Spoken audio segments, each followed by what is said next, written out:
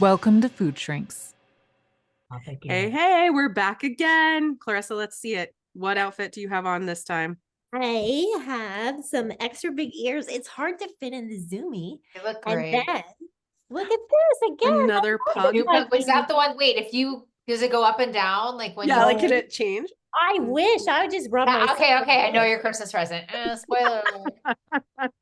I love it. Okay, Very well, easy to buy for. we are back to talk about dealing with triggers. So, first question. How do I avoid the urge to snack on candy or cookies that seem to be everywhere during the holidays? Clarissa. Yeah, well, the first thing I would do is limit my exposure to them. So if it is in my house, I also live with other people and they love cookies. And so I just say to them, they have to put it in the cupboard because I just don't want to go up into the kitchen to make my own food and be, hit by the cookie monster. So, but what's really interesting is I also live with people who are not addicted to these things, but we don't usually have them in the house and we have somebody staying with us right now. And even just the cookies out, they're saying like, "Oh, I keep eating these cookies." And I'm like, "Yeah, they're on the table and you keep seeing them, so you're exposed to them." Like that's so it's not just people who struggle with What's that food saying addiction. that people used to have? Like, I'm on a seafood diet. I see food and I Yeah, eat it. right. There's a And Oh, so that's reason people say research that. driven. it Yeah. is, yeah, it's simple to just reduce your exposure in your own place. You're going to have a vulnerable moment. The holidays are full of family and are full of emotions. And so just limit your exposure. And that's just a self-binding strategy that I usually suggest for anybody. I would also say I really need to honor still my structured meal plan during the holidays because, maybe I'm not working, now I have a bit of free time, but that can create chaos for me. So I will still eat my regular meals at my regular meal times. And then I'm not as vulnerable because I'm honoring that homeostatic pathway. So the hedonic foods aren't talking dirty to me when I'm just passing by them all the time. I love that. I have a question. I don't have an answer. Who's the best food shrink? No answers, just questions. So my thought, and I just want to hear what you guys think about. So to me, I have very bright lines on sugar and flour. So I guess there's no chance I'm putting a cookie in my mouth. I want to test this with the waters of the other food shrinks. So it's not a trigger to me because there is absolutely no chance I'm eating it. What do you think? No, I certainly feel that. And I feel that now, 6 years into recovery for Okay. sure. First year into recovery, yeah, nice try, Molly. The I don't first year think into that'll ever be true for me. the Is first maybe year into recovery, I was reminding myself all of the time, like it was a full-time job. Like, you don't eat that. You don't eat that. It was like they weren't bright lines. They were like, I was painting those cookies neon. Like I'd walk into a room and I'd put imaginary neon paint. Like, I do not eat this. And I think I would have to be very skillful. I would understand that willpower lasts 15 minutes and I would be I would have that humility and I would have that knowledge and I wouldn't think I could stand in a room for an hour with a bunch of brownies. I wasn't that egregious to think oh yeah, I can just willpower it out. So I would be taking breaks and using skills and again, having to do I think there's this piece, everybody. If you want different results, you're going to have to do the whole thing differently. So Mhm. it's not just it's brain science. And I think that's absolutely true. But if you can't take the cookies out, let's just say they're Molly, what do you call them? People who hole punch? They come at, what do you people that when you say oh, here's a solution, they're like, nope. What's that thing? Oh, yeah. They have a um, problem for yeah, every solution. yeah, they have a problem for every solution. Yeah, I Yeah, don't have they have a a so if you have a problem for the solution that Clarissa gave about putting things away, you are going to have to bring in the big guns, which is constantly reminding yourself and really putting a 15-minute timer on your willpower, and then going outside and re-upping, and then you get 15 minutes more like that. I mean, that's the other solution to this, right? Yeah. It's just to be vigilant for the first few years until it becomes integrated that like, I don't drink alcohol, I don't eat sugar. Like, I don't really care. Yeah. It's just a part of who Yeah. I am. Totally. I think, sometimes people run into it though, because they're not always in charge of their environments. It happens at work, or it happens as they're standing at the checkout wherever, this time of year especially has the candy bowls everywhere. Or they're like sticking those little tiny candy canes to like the door hangers, whatever it might be. So it's always there, but I'm with you, Those Molly. candy canes would be seemingly innocuous to me. I'd be like, oh, what's the big deal? It's just Right. It's like this big, right, it's it's just a tiny. little. But I think, that's where this idea of, like you said, like, are you in or are you out? Like, these temptations are only temptations when we're still questioning whether this is what I really want to be doing. And that's that chronic ambivalence piece. Are you in or are you out? Because if you're riding the fence, you are going to be so much more vulnerable to those temptations. So another way to get past that temptation piece is to decide, how am I doing this holiday season? How am I doing life from now on? How am I, right? Like, start asking yourself those questions, and you don't have to know the answer right now, but plant that seed. How do I want to feel tomorrow when I wake up? How do I want to feel on January 1? How do I want to feel, right? Like, fill in the blank. But I think that it really comes back to that. This girl is on fire. Yeah, Smoke show. exactly. Yeah. Yes. It's hot. It's hot in the Zoom room.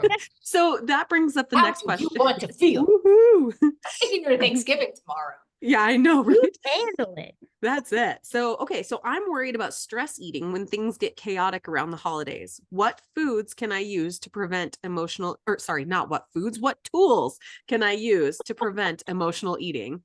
I was like, yeah, I used lots of foods in the past. They didn't work so well. But isn't that the most important thing to say? That This was is the my best book. slip, right? Food Exactly. is not a skill. Food Yeah. is not a skill. Carrots are not a skill. Celery is not a skill. Like, fruit is not, it's not a skill. In fact, when you use food as a skill, you decrease the efficacy of all the other skills. Yes. I love Molly and Clarissa, but if I had a chance to have a scone for a skill or call my besties, I'd still take the scone. I love you guys so much, but that's what's true. So we got to take food off the table as a skill before we even get to anything. What does anyone else have to say? Yeah, well, I think, stress eating is really about a dysregulated nervous system. And so what I'm hearing is, what are some things that you can do to regulate yourself? Is it get outside? Like you said, take a break. Is it, we know breath can help, restore the parasympathetic system in the body. And so is there, like, I always say physiological sigh is one of the best tools that I use when I'm feeling really stressed, because I'm doing it and people don't even know, and I'm hanging out right now with them. And so that is something that I often will do. And I think it's also really important to know that if I'm going into a stressful situation, I'm probably going to need like a list of a few of my favorite coping skills that for the moment, because when I'm activated, it's really hard to access them. But if I have that reminder and that visual prompt, I'm going to be much more likely to use them, because my first, situation might be, oh, okay, I'm noticing I'm feeling stressed. I'm going to go to the bathroom because it's that flight response, right? But then I'm in the bathroom and now I can access, my list and say, okay, I can do breathing. I can go and talk, like go outside for 2 minutes. Maybe I'm just going to call a friend or text a friend in the bathroom, whatever it is, those things can just help bring me down. Yeah, that's what I think of when I think of kind of that chaotic energy. I love that. Totally. I don't know that I would add to that, but the next question in this category is very similar. So I want to ask a different question, because I'm one of those people, and maybe you are too, that can make it through the crisis. They can make it through the holiday. They can whatever, but then it's in the aftermath, right? It's the post-event collapse or the come down. Yeah, so me too. what do we do in that? How do we navigate that? So maybe I'm going to American Thanksgiving tomorrow, but I've got to go to 3 of them because, divided families or broken families, whatever, like new modern families, or I've got a holiday Christmas party for my husband's employer, and I've got the kids' Christmas party in the school, and then we've got Christmas at home. Like, how do I navigate the post-event collapse? Yeah, the exhale, right? Because you've been just holding your breath over and over and over. This happens. This is actually, I love when we're samesies. Like I am amazing at an event, but I mean, very rarely do I crave a binge of sugar, and it would be after that. That would absolutely be the time that I would want. And I'm not talking, too much oatmeal. I mean, that is actually when I want to use. I want chessmen cookies. I want the shortbread. I believe something happens to us where we just wish that things weren't true, and it makes us really unable to solve problems. Mhm. Like, so I kind of think like I know that about myself, and the more willing I am to say, oh wow, this is like a marathon event. What am I going to do to take care of myself after this event? Because food is not a skill. And like, I have this friend who recovered from the worst case of bulimia I ever saw in the history of my life. And one of the things she did was take Sundays off, no matter, she's a very famous comedian. She took Sundays off. I mean, this may mean that you have to say to your spouse, like, I love you. I cannot take the kids tomorrow morning. I Mhm. need 2 hours in the morning to just be, this is for my physical, emotional, mental, and spiritual health. Because the thing with we're trying to regulate our emotions with the foods. We're exhausted, we're overwhelmed, we've depleted our EQ, like we're exhausted. And so it's starting to think about like, well, what do I really need if food was off the table? What would I really, and I want you to be brave and in have a lot of integrity with thinking about what you actually need because you've exhausted yourself. And we have to do that sometimes. So Mhm. that would be my take on it. Like, we can't take food off the table. And then what do you really, I have so many clients that say to me, oh, you know what? I can't go out tonight. I need to stay in bed. I'm like, that's right. Yeah. Yeah. Or leave the party early and then put Yeah. on your best, most comfy pajamas and turn your like northern lights on in your sky and then watch Love is Blind. Yeah. That's like that is taking care of me all the way. And do it without guilt. Right. Because then No, you ruin it. You're exactly. like, oh, I really should be doing checking my email. Like you have to do it in the name of the self-care, right? Yeah. Yeah. And I think for someone like me, I do really well still with a bit of structure. And so knowing that I'm going to do that in the night and then the next day I'm going to wake up and I'm going to still go outside for my walk and I'm going to do the things that really that do give me that revitalized energy. Because sometimes I can catch myself then in the story of, oh, you had a late night last night, so just lounge on the couch. But that's really dangerous behavior for me. So knowing and recognizing that that behavior is actually not very loving for me is really important for myself, just to acknowledge. So, and what that one size doesn't fit all, right? Yeah. Yeah. Right, that my Exactly. laying in bed is your depression, and you're moving Right. it the next day is like me getting my shortbread cookies, you know? Yeah. Yeah. Definitely. Awesome. Well, thank you Can I again just so say much. Oh yeah. one Yeah, quick go. thing though about the second question that like is just so like what Clarissa's saying about this stress is like, you want to be treating body symptoms with body. So what Mhm. Clarissa's saying about breath and it's like something's happening in your body that's causing a stress reaction. Like it's not necessarily the time to like read a book. You want to be doing things that are changing your state.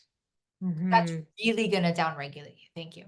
Yeah, and I think that would be what I would say in that post-event collapse syndrome or whatever we want to call it, like issue is for me, that's really like what I will just say out loud, I'm having an emotional hangover because that is what it is for me. I've persevered, I've whatever through whatever event it is. Now I have my emotional hangover. Well, when I have an emotional hangover, what do I need to do? Maybe I need to be in bed. Maybe I need to move my body gently. Maybe I need to be meditating. Maybe I need to be journaling. Maybe I need to be really paying attention to, am I still holding my breath?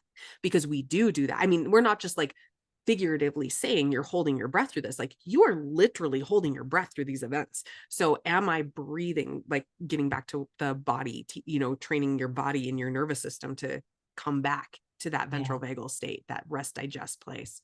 Totally. Mhm. Yeah. Awesome. Well, thank you again so much. We have more questions to answer. If you have questions for us, it's asktheshrinks@foodshrinks.com. And Keep we them coming. keep them coming. Yeah. Here we go. Thanks for listening to Food Shrinks. Quick reminder, this podcast isn't a substitute for professional medical advice. Always consult your healthcare provider for guidance suited to your needs. If you enjoyed this episode, please like, share, and subscribe to help us reach others on the recovery journey. Take care, and remember, freedom with food is possible. See you next time.